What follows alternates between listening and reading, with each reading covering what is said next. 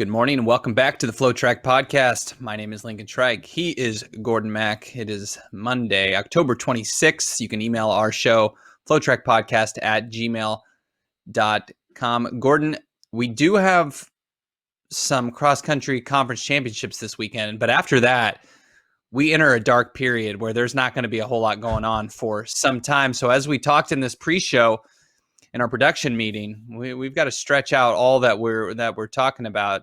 Are you going to be able to help me fill 30 minutes today on the show? I'll do my best. I mean, we decided to start a podcast right when the sport shut down. So if we could get to this point, this is episode 176. I think we could do another 20 or so episodes, get to 200, and then we'll be an indoor season and we'll be good to go. I think that's the plan. 200 to indoor. So we just have to get to 200. 200 to indoor. That's the motto. Indoors seems to have some momentum behind it, which I'm a little surprised about, but I guess pleasantly surprised. How confident are you that we're going to see some indoor track? Feeling pretty good about it? Yes and no. I think that they're going to try everything they can to make it happen. I was thinking actually on my own, sometimes I do this. I was thinking, all right, how many people are actually in a track facility at any given moment, right? So what I did was I laid out for NCAA championships. I looked at the schedule, right? And it said men's mile goes off at 5:10, right? Women's mile 5:25, whatever. And I laid it all out and I came up with a graph where, all right, if your race is at 5, I assume that you enter the facility at 4. I just assume that an hour build up. Maybe some people probably go earlier, but just for the sake of argument, I made it 4 o'clock. And I also assumed you leave the facility 30 minutes after your race is over, or your jumping competition is over. So I overlapped everything, and at any given the highest number of people, athletes only, inside at once when you overlap everything is about 250. Which is a lot, right? But then I thought, this is with a track meet where the track events start at 5 and end at 9, right? What if the track event started at 8, right? You could spread out that 250 number. You could probably make it 50 athletes in the building at any given time. And they're all going to be socially distanced athletes for the most part, right? Because they're not going to all be in one giant crowd. They're going to be spread out. One's jumping, one is throwing, one's running. So I was thinking maybe what they do is they take a time schedule that is normal, 5 o'clock that's good for TV, and they spread it out over a 12, 13-hour period, which then I thought that makes doubling really easy, right? If all of a sudden you only have an hour rest between the mile and the DMR.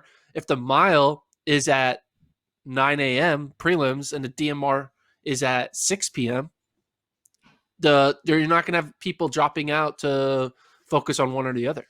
That's what I was thinking. That might happen. The doubles are going to I would be surprised. More doable. That's COVID, bad for health, good for doubles. That's what they say. I would be surprised if they stretched out a NCAA championships from make a 4-hour TV window and turn it into a 12-hour meet. I mean, I guess you could edit it down and run it on tape delay. I don't think the biggest concern has ever been NCAA's, right? It's going to be all the qualifying meets that have Joe Schmo along with your superstar athletes. You got thousands of athletes. That's how they're going to have to figure out how we're going to do the the regular season. I mean, I don't even know if we would have to do the schedule. I think you could test everyone. Like Dave Smith mentioned that they're going to do rapid testing ahead of NCAA Cross. I think you could do that for indoors, right? And you could ensure that you kind of have a little mini bubble for the weekend. You just test every athlete each day. It's not perfect, but it's easier than maybe, I don't know. It's more true to the competition than spreading out the day and trying to social distance when it's really difficult indoors. Maybe they do both, but I'm not worried about NCAA's happening. I mean, unless they cancel the whole indoor season, but I don't think that's going to happen at this point. It's just all the other meets. How are they going to deal with? I mean, it's a indoors is a mass participation thing, and there's a lot of people in a close concentration. Like, how are we going to figure out the January, February meets? I think that's the question right now. Yeah. And No, some conferences are bubbling, like you said. So conferences may be figured out, but it's even before that. The invitationals, how are we going to knock those out? Are the people who have no shot at competing at NCAAs, are they going to get the same shake as the 745 3Kers, the 355 milers? Like, are they going to have the same access, given the fact that priority is not going to be put on them competing necessarily? That's what I'll be interested to see. I don't worry about NCAAs happening necessarily, because I think you can, we know that you can have rapid testing now, and it's not nearly as complicated, and the results come pretty quickly, and then you can have a little weekend bubble. But it's the other stuff that I guess worries me. Yeah, that's true. The structure of the regular season, like we said, the American Athletic Conference talking about doing a conference only bubble. I'm sure SEC and ACC are thinking about doing that. And then it's going to be like individual teams doing their own time trials. Like, I'm sure UW is just going to get all their freshmen to rabbit their seniors to run some fast miles up in Seattle. So yeah, I mean, it's going to be weird. I don't know what's going to happen. I mean, I think it's just everything's going to be really, really spread out, right? I mean, there's some track meets out there that only have not that like a few teams that compete, but like, I guess you just don't realize like how many track meets are going on any particular weekend, and the number of mass bodies that actually are racing from the NAIA D3, D2, D1, and then high school. Like, there's just like so much track going on every weekend. It's a lot to figure out. It's going to be weird how they try to spread it all out. We'll see. Yeah, maybe I'm going to be fascinated more how meets. Sports change as we start introducing sports that we haven't seen yet in this pandemic era, like basketball. As sports go indoors, essentially, right? It's non-professional sports. Obviously, the professional sports, they have the money and the resources to figure this out. But NCAA, high school, especially, no, they don't. So it's really gonna be interesting. You can't really ignore this virus, but I think it seems like there's an acceptance to. There's really an urge to have sports back, even if it's not necessarily the safest thing to do. As long as you take some precautions, there may be the willingness to go forward. And I guess I could get behind that, just to have some normalcy return. Based on what we know, it is not what we thought it was in March. So it is safer than we thought it would be. Like, hey, let's have the NBA playoffs in April. Is not, The death rate we know is quite low, but still there's those at-risk groups. We've hit this ad nauseum. We don't have to discuss that further, but I'm leaning on the side that I think there's going to be sports back. Out and yeah. I think it's an okay idea.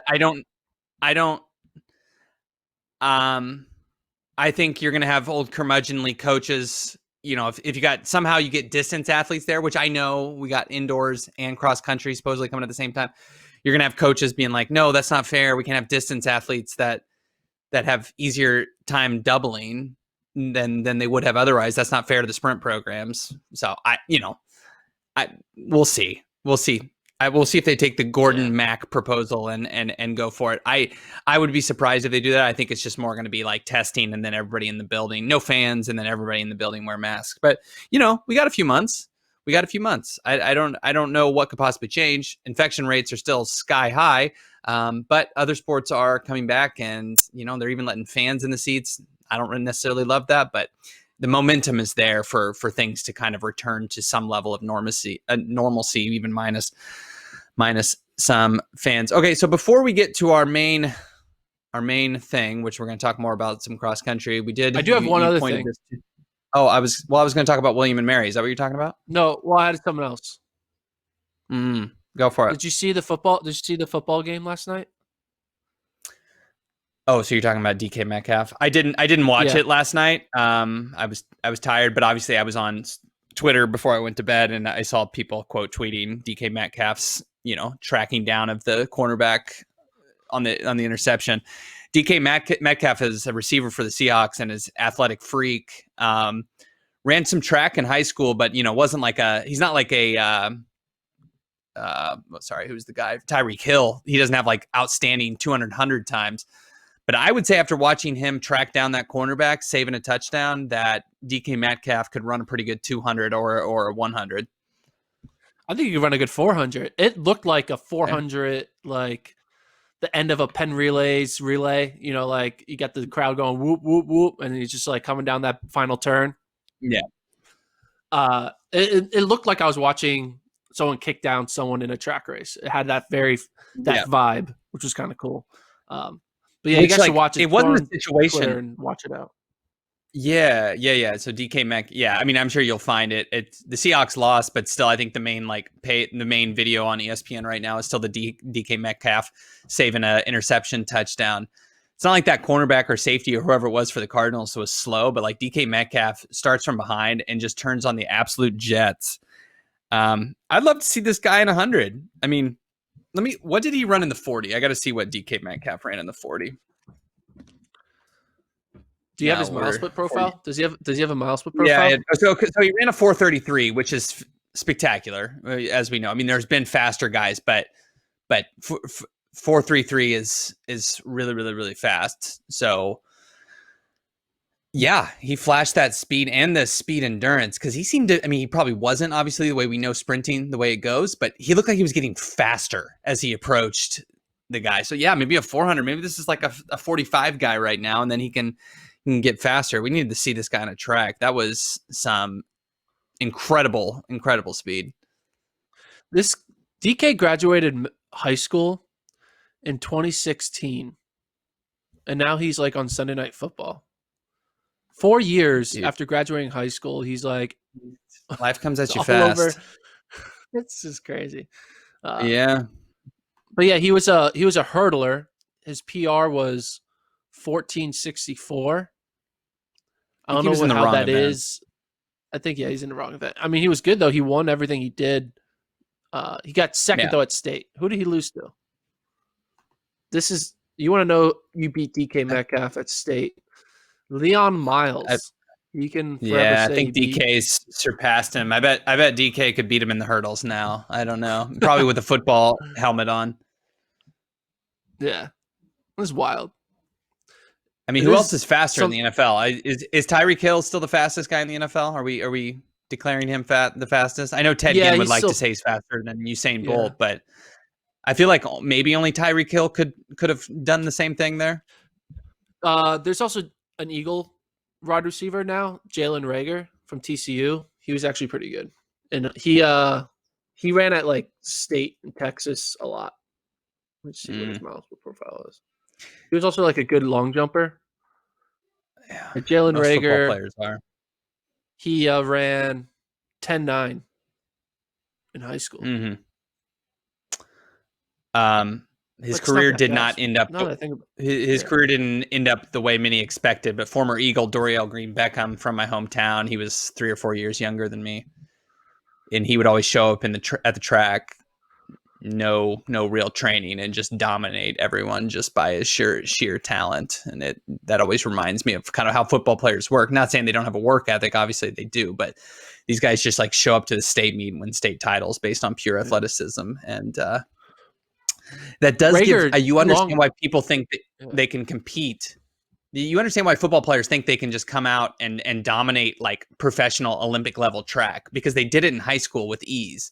And it's like, well, now I'm a pro football player, so I'm even more athletic. And it doesn't translate like that. But you see why there's that cockiness, that attitude when all they've seen of track and field is come out, I win state titles, and then I go back to football. It's like, kind of plays out like that on that level. Did long jump 26 feet, so that's pretty good. Long jump 26 feet in high school. No, these guys are awesome. I mean, football players are really good at track and field. There's plenty of proof for that. Yeah, I encourage everyone to go check out DK Metcalf's nice little sprint last night on Sunday Night Football. That That was pretty impressive. Okay, one other bit of news before we talk about cross country. The William and Mary women are vying hard to bring back their men's track and field program. The Tribe, I believe, is their nickname of William and the College of William and Mary. They back in September they had their program, their men's track program cut. They, I think they had like another meeting about it last week, a week ago, and they decided to keep. They decided to stay the decision of eliminating the men's track program. Well, now, Gordon, the women of William and Mary, they've all signed their names to this open letter, are threatening, not even threatening, but they're saying we're not going to compete unless something changes here. What do you think about this move from the William and Mary women? Do you think it will have any effect on how the college approaches the men's team going forward? I mean, you hope it does, right? That's what you imagine. I mean, we saw what Minnesota was able to eventually just like building up, getting alumni involved, and just, some people say it's like sometimes you just got to be loud, right? You just got to be that annoying pest, be like, hey, no, like this is a big deal to us. And eventually Minnesota like budged and was like, all right, we'll let you have your track. And I think you get to do the same thing here. Not indoors. Not indoor. Yeah. But I mean, there's no indoor Olympics, so it's fine. But for William and Mary's case, I mean, that's what they got to do. You got to be loud, right? And maybe they're like, hey, what's a way we can get loud? Hey, why don't we just we're like boycott the women's team, right? We'll just like boycott competing for the women's program. And, I'm not sure if that will affect William and Mary's like athletic like rule book with, because the whole idea is like they mention it in the letter how the reason why like the women's track team is being used as numbers for Title IX to pay for the other men's programs, right? And so like, well, we're not going to let you use us for your Title IX purpose. You only can use us for Title IX purpose if you also bring the men with us, right? But I'm not sure if like they can just still have a roster and our roster just none of them competed this year. Like I'm not sure how like financially and logistically if it actually prevents them from being Title IX compliant, right? Because that's what you want. You want to be like, oh crap, now we're super not compliant. We need the women's track team to be compliant.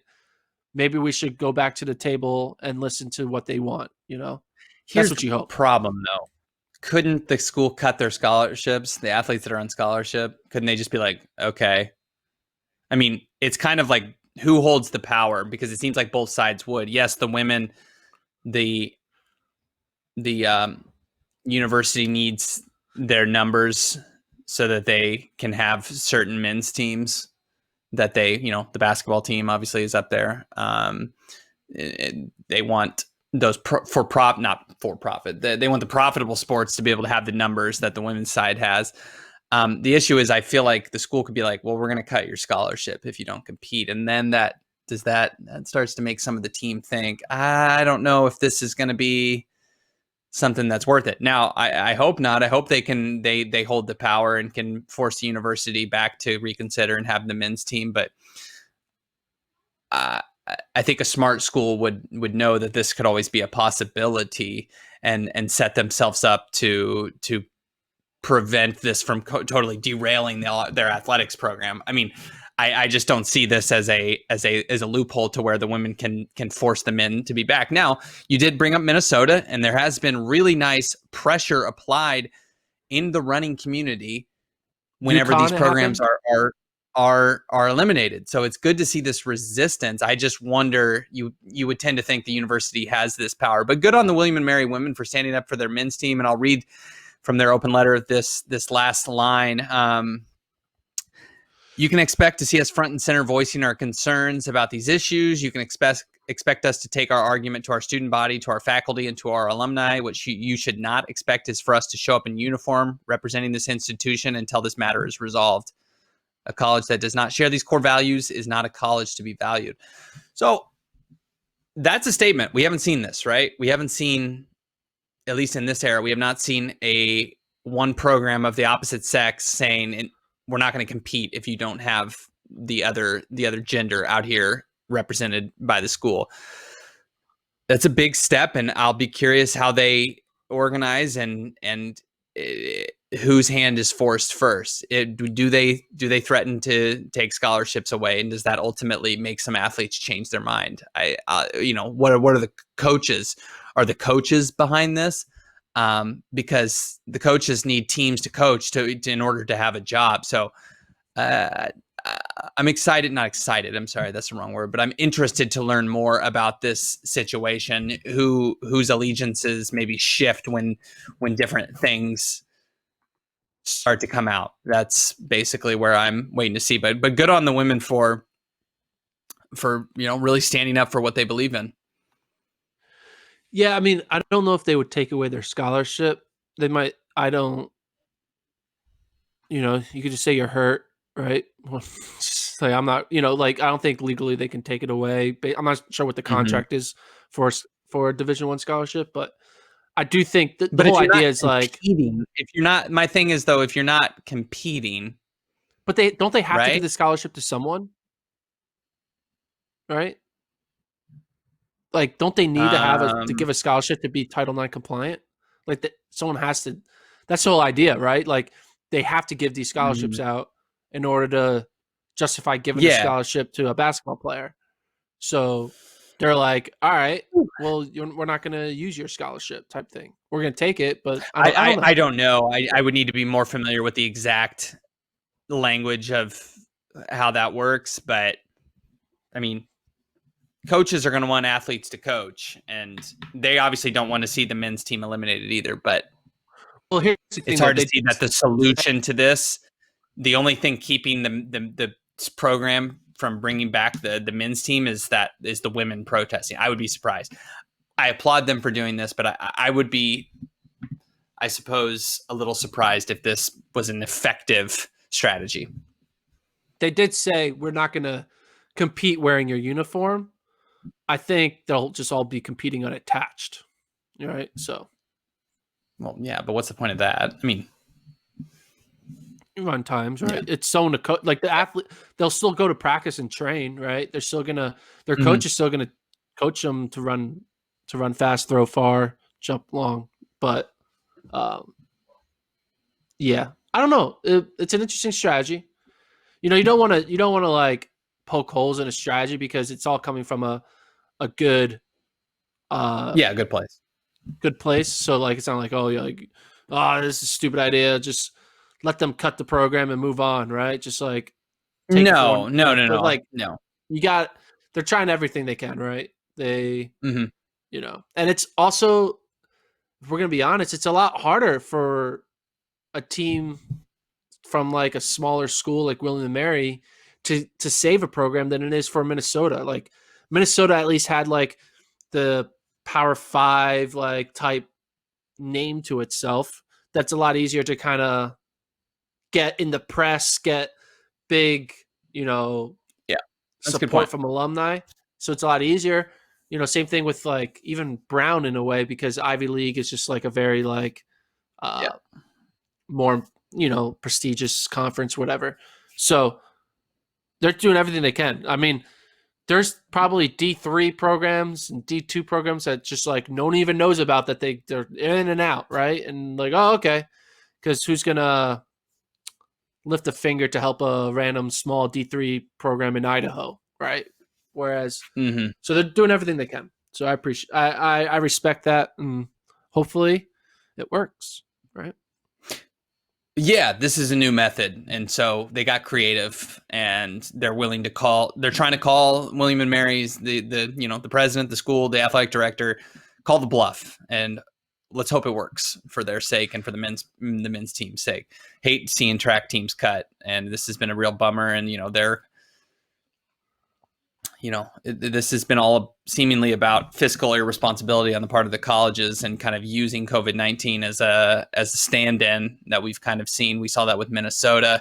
Other athletes who've seen their programs cut have called out the called this out as well. And so this is kind of the era of athletics department. We're seeing what they're made of finally, and some of it is not a real good look. One thing to think about is like track and field in the Colonial Athletic Association is like falling apart. So one, they don't have an indoor championship, so they don't sponsor indoor, right? So all these schools like, oh, we'll just take away indoor. Well, indoor already doesn't exist, right? Mm-hmm. But like there are 8 women's teams that compete on the outdoor Colonial Athletic Conference. Only 3 teams compete at the outdoor championships: Northeastern, William & Mary, and UNC Wilmington on the men's side. So the old try meet. It's a try meet. Now it's going to become a dual meet. Conference championships will just be a dual meet between Northeastern and UNC Wilmington. Where on the women's side, there are 8 teams. It's just going to be so weird. Be at a conference championship and there are 8 women's teams and 2 men's teams. It just shows that like this whole Title IX thing and cutting men's programs in order for this, that, the other way just looks so like it looks like a clown circus when you have a conference championship with 2 teams and 8 women's teams. It makes no sense. Well, and UNC Wilmington several years ago almost got their men's program cut. So it is, it's been rough going for the CAA. And I think, that's what these schools are seeing. If you look at William & Mary, they're going to be like, well, track basically doesn't exist in the CAA already. So why not save $1 here? That's probably what their thinking is. And although I disagree with it, it's hard to necessarily fault them as much as you would other conferences. When you look at it, it's like track's already dead in the CAA. Like, why don't we just? This is the green light we've been waiting for to cut this. So as much as I love track, I understand where they're coming from. I'm not trying to play both sides. I'm just, you look at it and you're like, oh yeah, I see their point on the women's side, protesting or, threatening not to compete. I see that. Then on the school side, you say, we're going to sponsor a sport where the conference meets a joke. Why are we doing this? So I get it. And, it's unfortunate because it's, as one school, it like, as certain CAA schools cancel their programs, it gives other schools the permission to do so seemingly. And this has just been a domino effect. Yeah. For this conference. It's really sad. You're right. It's a good move on the women's part because, Brown got an article in the New York Times. Minnesota has a ton of famous alums and Big Ten money. William & Mary may have to get more creative to get the attention that they may need to apply the pressure to the school to keep their men's team. Yeah. And the CAA championships are live on FloTrack, so we'll find out, right? See what they end up doing. Mm-hmm. I mean, there's no track right now, right? And I don't think William & Mary even does indoor track for the most part. Let's see. Because they compete. They do compete indoors. They compete at the IC4A ECAC championships. That's like their de facto championship for the indoor season. But we'll find out. See what happens. Mm-hmm. All right. Well, the other two. Hold on one second. I feel like we've got some reports coming from L'Equipe, the French newspaper, that a bag belonging to Olympic 1500 meter champion Taoufik Makhloufi was found in September with a bunch of syringes in it. Wait, what? Yeah. It's French to English, so it's a bit hard to translate. I just hopped on Twitter. No disrespect while you were talking, but we just got some breaking news that I feel like we can talk about. We'll get to cross country in the last few minutes here. In sports bag left in March, this is French to English. You have to be patient with the translation. You can get on Twitter and look at Jonathan Galt's latest retweet to find out what I'm talking about. In sports bags left in March in an INSEP room, syringes, products used for injections and infusions, and personal documents belonging to the Algerian athlete Taoufik Makhloufi, who regularly trains in INSEP but has past confinement in South Africa.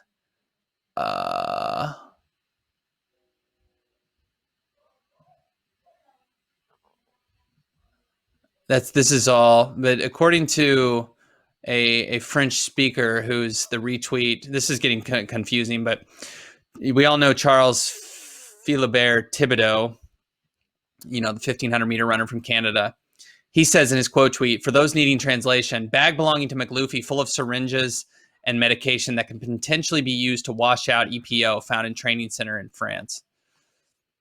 That's all I got. We didn't anticipate for this to happen. This was late breaking news, but this would be a big story if it, as we know in track and field, a lot of times this stuff just goes away. But Makhloufi, there's been some suspicion about him in the past, how he just kind of shows up, and now all of a sudden he's got a bag found in France, so it's got a bunch of needles in it. We'll find out what else happens. But I just saw that across Twitter, and I thought, let's not be late to that party. Let's talk about this. Yeah, I mean, first of all, like it's like you have to make 2 leaps to prove the EPO usage, right? One, you have to prove that, because it says syringes that can potentially be used to wash out EPO. So it's not syringes that can be potentially be used for EPO. It's syringes that can potentially be used to wash medication. It out. So it's like, it's like syringes 2 steps full away of medication. Yeah, but like it's like that can potentially be like, what if it's just normal medication, right? What if it's not for EPO? What if it's medication for some other reason? Again, it looks weird. It also just looks weird. Like, who carries a bag of syringes? Like, just that visual just doesn't make sense, because I feel like when the syringe like poke holes in the bag, like I just feel like it would not be like. I think you have covers on them. I don't think you're like carrying them loose. We'll see where this. It seems like it seems like goes. A very like flimsy. Like it's not. It just doesn't seem there's anything like.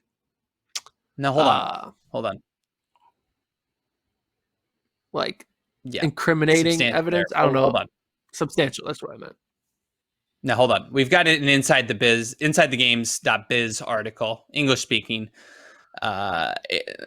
Outlet here that gives us a little more insight. The headline: Olympic gold medalist Makhloufi reportedly subject to French doping investigation.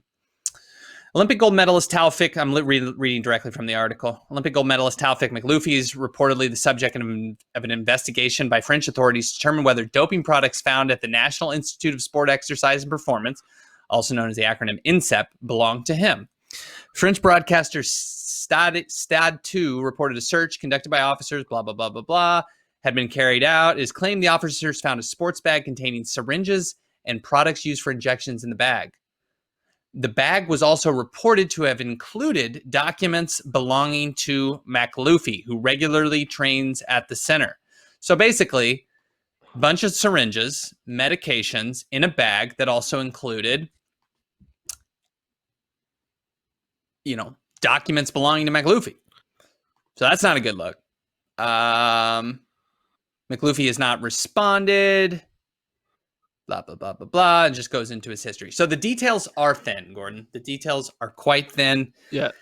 But we know a lot of people, Makhloufi's not going to respond. Myself included, this raises a lot of eyebrows. There's been a lot of suspicion about Makhloufi throughout the years, just simply because his spotty record, how he just shows up at the championships without much in the way of Diamond League meetings or, regular season meetings. And he's always in the medal hunt. He was silver last year. Didn't see him at all in 2020, to basically no one's surprise, which I guess you can excuse because of the virus. But there's been some question marks about this man in the past, and it does not at all mean he's guilty. This could have been, if you want to look at it in a totally different way, this could have been a setup.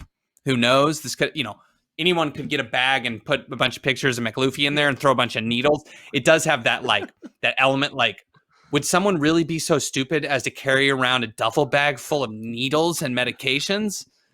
So it easily Yeah. it has that element of Would you like, keep is that in he your being house? framed for Like, this? We'll have to wait for more details. But as it is now, oh my God, this could be a huge story. well, here's a question.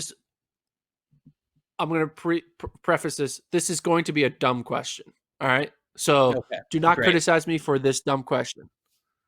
Is it considered a doping violation to have possession of dope? Yes, I Like believe so.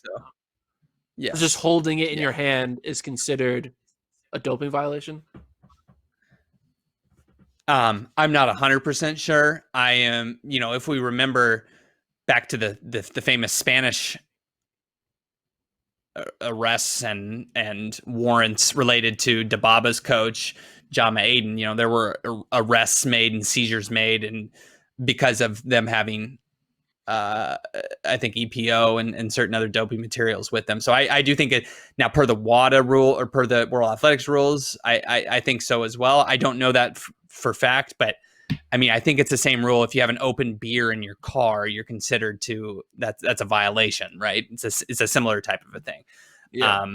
But we're familiar enough with, as I move my body here, we're familiar enough with how athletes are able to obscure their tests that just because they don't test positive doesn't mean you're not Yeah, using. No. So Well, also it's just we'll see where this I don't goes. Makhloufi hasn't responded yet, but man, this is somehow both surprising and not, to be honest, on my end. Well, one thing I just everyone on Twitter is just going to be like, virtue signaling of like, we got him, like just very, very like sanctimonious and like, no, duh, this isn't a surprise, of course.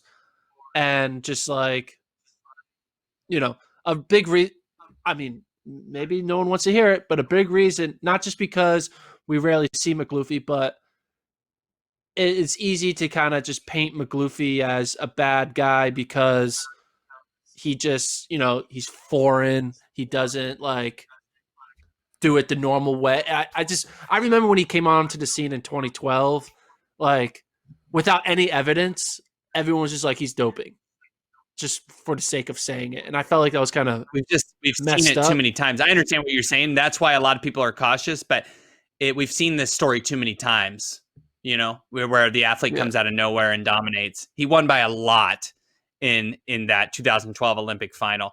Listen, there's a good tweet from Cathal Dennehy, track reporter. He says, a reminder that Makhloufi was coached to Olympic gold by Jama Aiden, who, like I was talking about, who is still wanted in Spain on doping charges after being arrested at a training camp in Sabadell in 2016. During that raid, EPO, steroids, and syringes were found on the premises. There's some smoke here. I know the fire's not roaring yet, but there's certainly some smoke. And I'm not denying the smoke, and I'm not denying that there's a very good chance that smoke is coming from fire. But I'm always about the like, you don't try someone for smoke, you have to try someone for fire. But that's just me. Mm-hmm. That's just my mental, like, I'm always like, I don't care how much smoke there is. I have to draw the line at fire. But some people were like, they want to smell a scent of smoke, and it's like, oh, it's fire, but it's probably likely he's doping, but I would never accuse him of it. Yeah, I don't know if we can say probably likely. If he's not doping, he's an idiot. That's for sure. Yeah. If this bag does belong to him, we can leave open the possibility he was framed. It does seem comical. It seems like an SNL skit. Like, what finally got you? Oh, well, I forgot to lock up my bag full of syringes and medications when I went to work. It's like, would you really be that dumb? Maybe in fact, if he's been doing this for a while, maybe this he got bold and thought that this couldn't happen to him. And he couldn't get busted. We'll see where this goes. My take is probably he's just going to do what he always does, which is kind of fall off the map for a little bit, and we'll see. I know he's being investigated, but he can always go back to, unless they hold his passport, he can always go back to Algeria, and I don't know what the jurisdiction is there. I know he trains there in France, but I don't know. We'll see where this plays. We've just seen too many obvious cases where you're like, all right, this is the end. They're busted, and then like nothing happens. I mean, it's just so complicated because we've got French authorities, but then World Athletics would have to come in, do their own investigation. There's too many bodies here, of which it's disjointed. I will. You know what this reminds me of? I would. Yeah, go ahead. So I'm not sure if you watched the Lance Armstrong documentary, but Lance basically would have gotten away with everything he did if he didn't try to win the last one that he went for, like the last title. I'm not sure how many it was, 6, but like because Lance decided to go one more, that's how they were able to actually catch him and basically ruin his entire. Well, that's that's the way it would work. Yeah. But like we would never have known that Lance Armstrong officially doped, and that we would never have had, the Oprah Winfrey interview and all this stuff if it wasn't for him trying to win one more time. And I think about this, Makhloufi, like, hey man, like, why don't you just retire? Like, go if you got, if assuming he did it, you got away with the sin of cheating. Why do you need to keep on testing?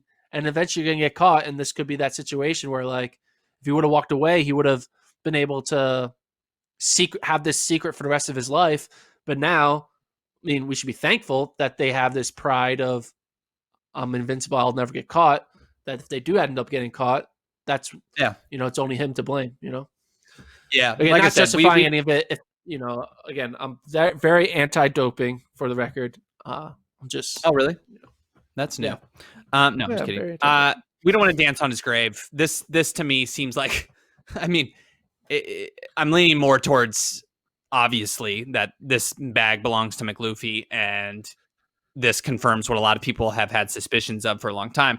But it also just seems like something that could easily be like, somebody framed me. I don't carry around bags of syringes. So we shall see. You listen to the athletes. Now, athletes, they tend to be a little biased. Obviously, they're like, how could somebody beat me unless they're doping? I mean, a lot of athletes at least have that perception, right? And particularly, unfortunately, when it comes to foreign athletes, it seems like there's some real dark stuff that comes out when they assess athletes that beat them, and it's not always pretty. But this could also be he was being framed, and this could also be a whole bunch of press about this, and then this just somehow disappears, and we'll never really understand why. That all this stuff has happened in track and field. So we will wait to find out. Gordon, I think this is going to be the first episode where we don't actually discuss what was on the bottom ticker, because we've filled up our airtime.